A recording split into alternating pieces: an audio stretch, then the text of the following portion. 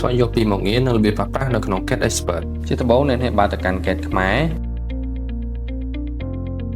បន្តទៀតជ្រើសរើស Get Expert នៅត្រង់នេះអ្នកអាចជ្រើសរើស Expert ជាច្រើនមានដល់ទៅ70ជាងឯណោះអ្នកអាច select Expert ណាមួយអ្នកអាចសួរសំណួរផ្សេងៗទៅកាន់ AI ពេលនោះ AI នឹង generate ចម្លើយជាច្រើនសម្រាប់អ្នកតទៅពេល AI ឆ្លើយរួចអ្នកនឹងឃើញមាន option 4នៅខាងក្រោមទី1គឺជាការ copy ទី2គឺ share ទី3គឺជា reply ទី4គឺជាការបន្លែងចម្លើយទាំងអស់ទៅជា mind map នៅត្រង់នេះអ្នកនឹងមានជម្រើសពីរដូចគ្នាទី1ការមើល full screen ទី2គឺជាការ edit mind map តាមតែ mind map ធ្វើឲ្យងាយស្រួលមើលនិងងាយស្រួលគ្រប់គ្រងព័ត៌មានហើយអាចភ្ជាប់ព័ត៌មានផ្សេងៗទៅកាន់ mind map បានផងដែរលើសពីនេះទៀតក៏អាចព្រីបរូមទំហំអក្សរបានថែមទៀតផងហើយអ្នកអាចមើល topic កន្លងមកដែលធ្លាប់សួរទៅកាន់ AI បានផងដែរបើមក option ខាងក្រោមវិញអ្នកនឹងឃើញមានមុខងារជាច្រើនដូចជាសម្រាប់មុខងារទី1គឺជាការជ្រើសរើសភាសាសម្រាប់ AI ឆ្លើយមកកាន់យើងមុខងារទី2គឺជាការបញ្ចូលព័ត៌មានបន្ថែមទៅកាន់ AI ចំណែកមុខងារទី3គឺជាកម្រងសំណួរដែលយើងរៀបចំសម្រាប់សួរទៅកាន់ AI មានដល់ទៅ300ជាងឯណោះសម្រាប់មុខងារទី4លោកអ្នកអាច upload រូបភាពដើម្បីសួរទៅកាន់ AI បានផងដែរហើយមុខងារចុងក្រោយអ្នកក៏អាច upload ឯកសារផ្សេងៗដើម្បីឲ្យ AI វិភាគហើយរួចផ្ដល់ចម្លើយមកកាន់យើងបានផងដែរ